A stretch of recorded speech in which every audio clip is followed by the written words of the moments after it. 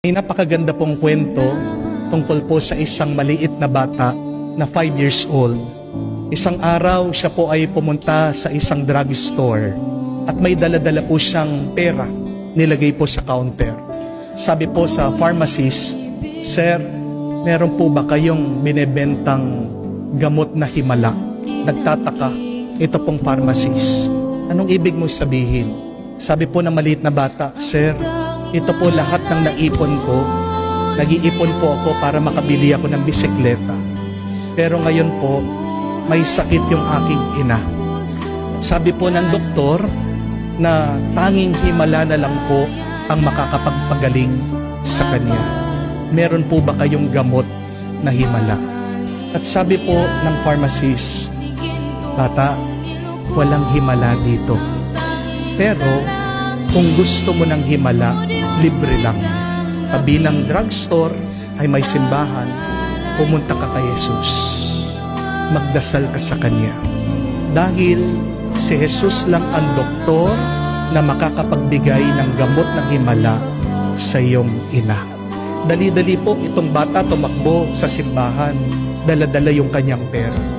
At nakita po niya itong larawan ng ating Panginoon nakapako sa krus. Tinapon po yung pera doon sa paanan ng ating Panginoon. Sabi, "Jesus, ito po yung ipon ko. Hindi na po ako bibili ng bisikleta. Tulungan niyo lang po yung aking ina. Hindi ko man po kayo matutulungan na bumaba dyan sa krus. Alam ko po, naghihirapan kayo. Alam ko po, maraming nagdadasal sa inyo. Alam ko po, busy kayo. Pero mahal na mahal ko po yung aking ina. Sige na po, tulungan niyo yung aking nanay." Pero kahit na paano po siya magdasal, tahimik lang daw po si Jesus sa krus. Hanggang sumagot po ulit itong bata. Sabi niya, "Kung hindi niyo po ako matutulungan, pupunta na lang po ako doon sa inyong ina, si Mama Mary. Di ba mahal na mahal niyo din po yung inyong ina? Pwede niyo po ba tulungan yung ina ko din?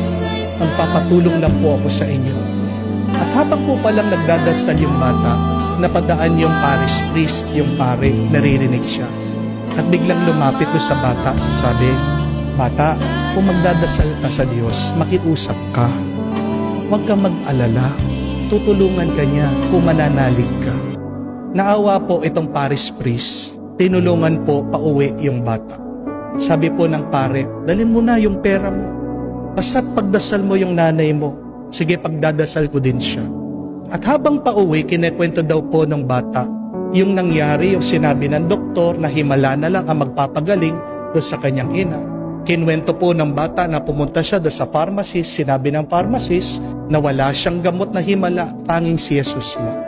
At nung pag-uwi po nila doon sa kanyang bahay, nabigla po sila dahil wala yung nanay niya doon sa kama.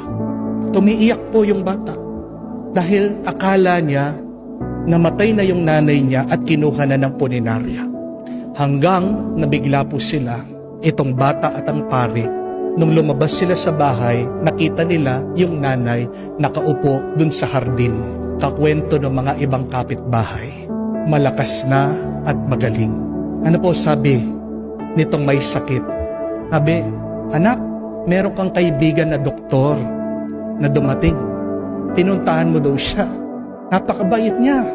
Sabi niya, huwag ka daw mag-alala. At binigyan ako ng gamot. Pagkainom ko ng gamot, lumakas ako. Kaya tinulungan niya ako dahil sabi nitong doktor, mahal na mahal din daw niya yung kanyang ina." At ito pong bata at yung pare, umiiyak. Nagmilagrong Panginoon. At ano pong sabi ng pare? "Tignan mo na, nauna pa ang Panginoon sa atin sa bahay." Narinig ka niya. Hindi po ba? Mga kapatid, naririnig din na Diyos ang ating mga dasal. Alam ng Diyos ang ating mga paghihirap. Alam ng Diyos ang ating mga suliranin. Matagal na yung problema mo o ngayon pa lang, alam niya yan, nakikita niya, naririnig ka niya. Kaya magdasal ka lang at manalig ka sa Kanya. Anong mabuting balita? Balikan niyo po ang unang pagbasa, napakaganda. Hindi kagustuhan ng Diyos na tayo'y mamatay. At hindi natutuwa ang Diyos pag tayo'y nagdurusa. Kaya nga, gagawin niya ang lahat para matulungan tayo. Bakit tayo naghihirap? Anong paliwanag ng karunungan ng libro? Ito ay dahil sa masama at madalas kasalanan din natin. Pero kung gusto natin magkaroon ng kaayusan at kapayapaan at kabutihan ang ating buhay, anong kailangan natin gawin?